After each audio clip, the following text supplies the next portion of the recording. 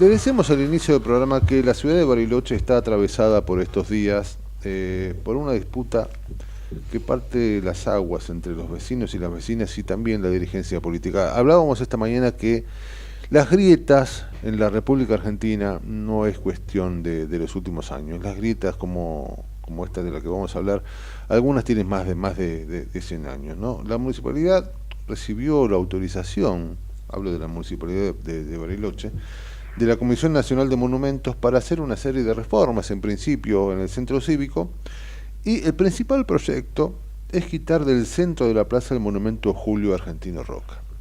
Julio Argentino Roca, político de principios del siglo pasado, un político trascendental en la historia argentina,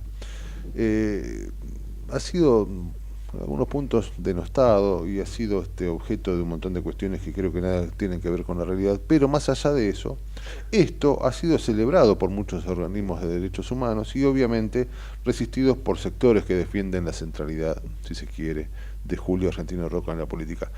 Grieta, muchachos, grieta, de eso viven muchos en este país y estas grietas han tenido lugar desde hace muchísimos años en Argentina. La de Roca es una que llega hasta nuestros días. A mí me interesa hablar con quien sepa estas cuestiones como siempre, y para eso estamos conectados con Patricio Lons, que tiene un canal de YouTube que recomiendo, es Historias con Patricio Lons, un canal de YouTube que habla de muchos temas interesantes. Patricio Lons, ¿cómo te va? Raúl Vázquez te saluda de este lado. Raúl, un gusto charlar contigo. Igualmente. Mira, te agradezco mucho que me invites. Mis antepasados estuvieron incluso en la campaña del desierto. Sí, a mí me interesa que nos cuentes un poco, no quién es Roca, sino el porqué de esta grieta y qué sucede, y obviamente en principio también si estás de acuerdo o no, ¿no? La verdad, esto hay que meterlo dentro de un panorama general mucho más importante. Acá hay claros intereses extranjeros en cortar la Patagonia y hacer de la Patagonia un territorio para otro país. Mira. Acuérdate que la Patagonia... A ver, el territorio patagónico tiene bases militares de dos potencias extranjeras. China en Neuquén e Inglaterra en Malvinas y Georgia. Sí, sí. Y en Georgia es donde también tienen un depósito de municiones y aprovisionamiento para cualquier circunstancia de que tengan que volver a entrar en combate con nosotros. A su vez, Inglaterra no reconoce ya más la soberanía de Chile y de Argentina sobre nuestros sectores antárticos. Esto es un tema, ya había incluso a principios del siglo XX otros sectores e incluso algunas religiones que querían convertir a la Patagonia en un territorio propio, ¿no? Para pueblos que estaban en la diáspora. Entonces, fíjate que los grupos mapuche, la asociación mapuche, tiene sede en Bristol, en el número 6 de la calle Lodge, o Logia, en Bristol, Inglaterra. De mapuchenation.org. No sé si seguirá el sitio web porque a veces parece que lo sacan antes de cuando aparecen las denuncias. Pero que Inglaterra tiene claramente un proyecto para que el sur de Chile y el sur de Argentina se terminen convirtiendo en una suerte de reino mapuche, cuyo verdadero gobernante no va a ser el rey mapuche que pongan, sino va a ser el embajador inglés en ese nuevo reino. Esa va a ser la realidad, donde se va a determinar qué se va a hacer con los recursos naturales, qué se va a hacer con la población, cuánta población se va a permitir y cuánta no. Inglaterra ha tenido acciones de despoblamiento de más de un país. En India y en China han matado no menos de 100 millones de personas. Entonces, acá hay gente que se ha puesto un remedio inglés cuando fue hace 2 años el encierro. Yo digo, pero me parece suicida, ¿no? Pero bueno, esto tiene que ver con un proyecto de destrucción del país. Hay un pequeño relato de ficción que se llama Los Estados Unidos de la Patagonia, que lo escribió el ingeniero San Martín, que lo escribió como ficción, advirtiendo lo que podía pasar. Que incluso dentro de mi canal YouTube, Historia con Patricio Lons, Los Estados Unidos de la Patagonia, le va a aparecer el relato. Entonces, tomarse de un tema de hace más de 100 años para poner en duda la soberanía argentina en la Patagonia, ese es un tema simbólico. no es que les preocupe los indios ni nada de eso, porque además esto ya pasó. Es decir, los indios que pudieron haber sufrido en la campaña del desierto, están muertos ellos, sus hijos, sus nietos, sus bisnietos y sus tataranietos. Han pasado 140 años de todo esto. Y además acordate que en el ejército de Roca había una columna de indios tehuelches que lucharon contra los indios araucanos. Esto lamentablemente, el problema indigenista es un problema que aparece con la independencia. Esto es algo que también a la gente le va a llamar la atención. Entre el descubrimiento de América y las independencias de América, las tribus aborígenes a lo largo de todo el continente se fueron sumando a la cultura española y terminaron sumándose en todos los sentidos. De hecho, vos tenías altos dignatarios en el gobierno español y en el gobierno virreinal que eran indígenas. En las Cortes de Cádiz tuvimos indios peruanos. Cuando se producen las invasiones inglesas a Buenos Aires en 1806, luego de la reconquista que realiza Santiago de Liniers el 12 de agosto, se apersonan 16 caciques al Cabildo de Buenos Aires y piden hablar y dicen: reprochamos a nuestro buen señor y soberano el rey don Carlos IV el que no nos haya convocado para echar a la basura inglesa, porque nosotros somos parte de España desde nuestro acuerdo con el virrey Bertis. Entonces, ¿qué pasó con toda esta gente? Cuando vienen las repúblicas, las revoluciones y los movimientos republicanos, a los indios se les quitan los cabildos de naturales, tenían cabildos propios, les quitan las cajas de ahorro, les quitan tierras, les meten impuestos, y entonces los indios, ¿qué hacen? Cuando se produce el movimiento independentista, los indios son los que forman los ejércitos realistas. Algo que te va a llamar la atención. El ejército de San Martín, vos sabés que era un ejército de esclavos prácticamente, de raza negra.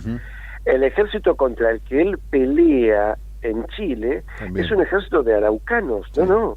Los araucanos, que tenían su propia caja de ahorro, forman un ejército de 6.000 hombres, lo derrotan, de hecho, a San Martín en Cancha Rayada, creo que en Gavilán, lo derrotan al almirante Cochrane, porque los ingleses estaban apoyando a San Martín, lo derrotan al general Miller, otro británico que lo apoyaba a San Martín, lo derrotan al general Boyev, que era otro europeo que lo apoyaba a San Martín, y los tipos le plantan batalla al ejército chileno en 42 oportunidades, de un lado y del otro de la cordillera.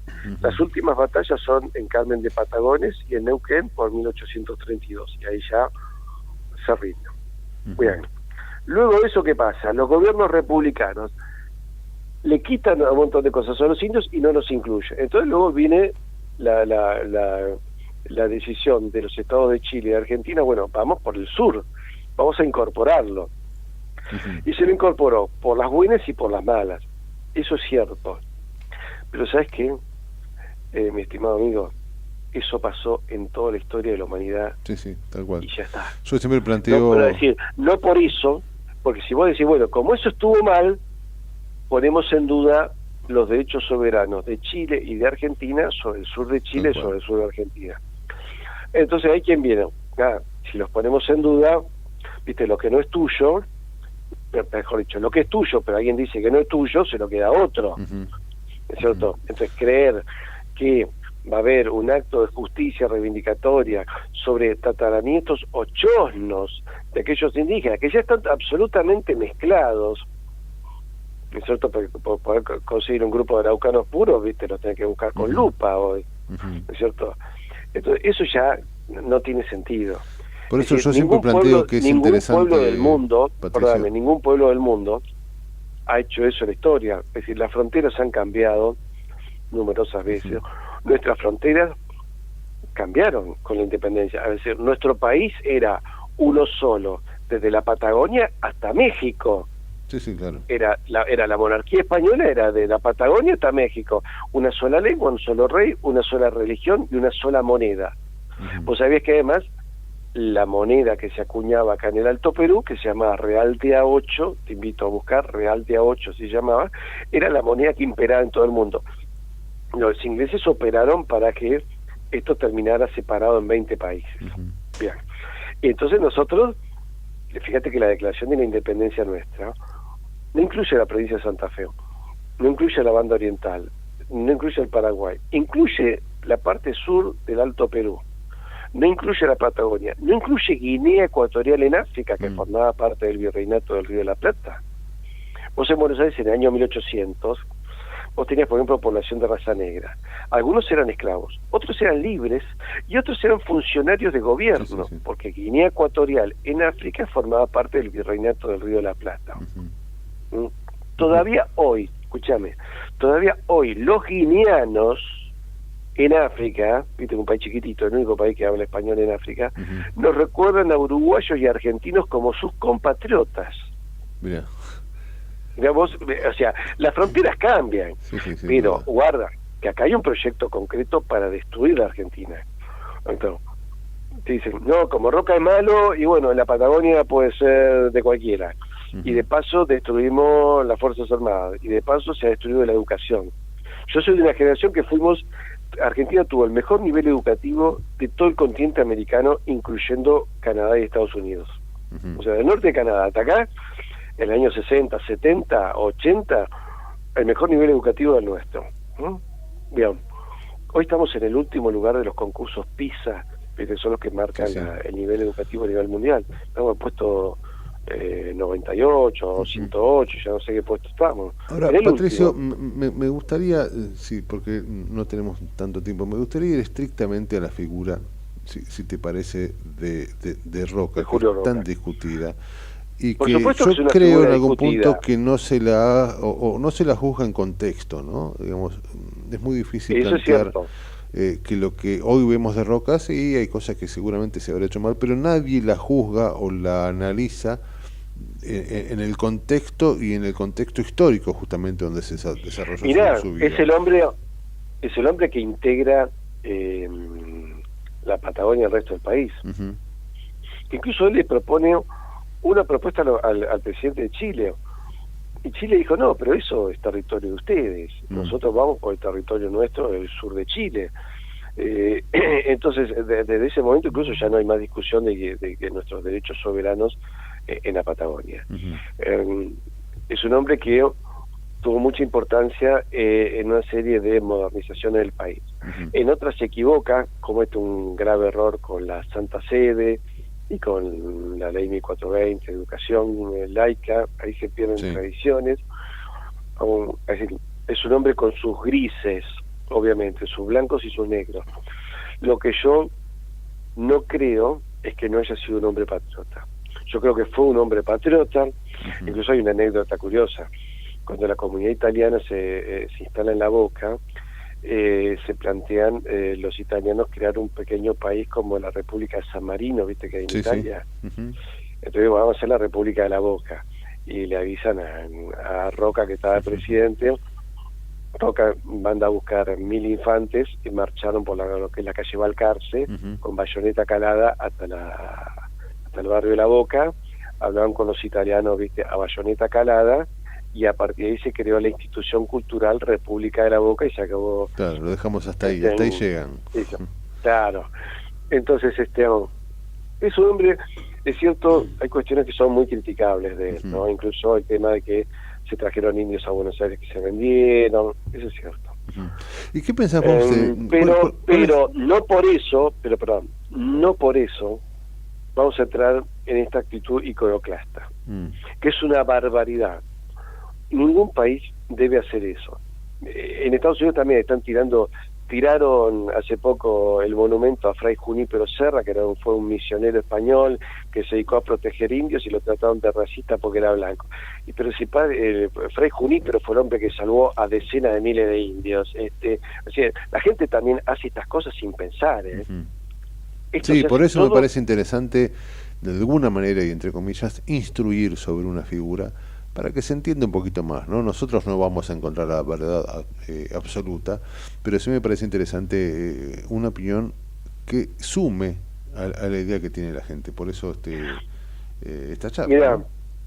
hay que aclarar a la gente lo siguiente. Los personajes históricos ya fallecidos, ¿viste? Ya han rendido cuenta, ¿viste? Al acuyo de Dios. En ponernos a destruir todo eso, no, porque todo eso forma parte de tu historia. Mira, hay un ejemplo que dio en los hindúes que a mí me pareció muy interesante, ¿no? Había un embajador inglés en una sala de gobierno en la India y mostraban, ¿viste que acá tenemos el salón de los bustos presidenciales? Sí. Bueno, ellos tienen cuadros, retratos de todos los gobernantes de la India y también están de los virreyes. Entonces le preguntaron, ¿y estos los virreyes ingleses por qué? Y el hindú le dijo, porque eso también es parte de nuestra historia. Claro. Sí, parte de lo que somos surge de lo bueno y de lo malo, por supuesto. Pero ¿sabes qué? Nosotros, si fuéramos inteligentes, yo tendría, para darle una continuidad histórica al país, porque si no parece que nacemos de la nada, yo tendría los bustos presidenciales, los bustos de los virreyes, de los reyes católicos. ¿Por qué? Porque tenés que tener una continuidad histórica. Sí. Si no saliste que del repollo, hombre. Coincido. A ver, ¿Argentina qué es la argentinidad? La Argentina es hija de España. ¿Y España qué trajo? El orden romano, la filosofía griega y el cristianismo. Sí. ¿Cierto? Entonces, esos son los baluartes que hacen ser argentino. Sin eso, y además nos dejó una lengua compartida para todo el continente, donde acá se hablaban miles de lenguas, que además eran ágrafas, o sea, no se escribían. España enseñó incluso a crear las gramáticas para las lenguas nativas. Entonces tenemos que valorar eso. Es decir, bueno, hubo cosas que se hicieron mal, sí, es cierto, se hicieron mal, pero esta es la Argentina que tenemos y que tenemos que tratar de salvar. No podemos seguir destruyendo. Así es. ¿Cierto? Y me quedo con eso, Patricio. Ha sido un enorme placer, ¿eh? La verdad que da para charlar mucho más y seguramente nos tomaremos el tiempo, pero bueno, la actualidad y la política, vos sabés que a veces arrasan con todo, pero ha sido interesante darle un lugar, un poquito de la historia, e interesante escucharte, así que te agradecemos mucho, Patricio. Gracias a vos. Y bueno, y te veremos ahí entonces en Historia con Patricio Lons. Perfecto, historia. Sí, ponés en YouTube, ponés Historia con Patricio y ya salta el mío porque es el único. La gente lo ubica rapidito. Muy bien. Te mando un fuerte abrazo y los invito a suscribirse a mi canal. Perfecto, abrazo enorme, querido Patricio.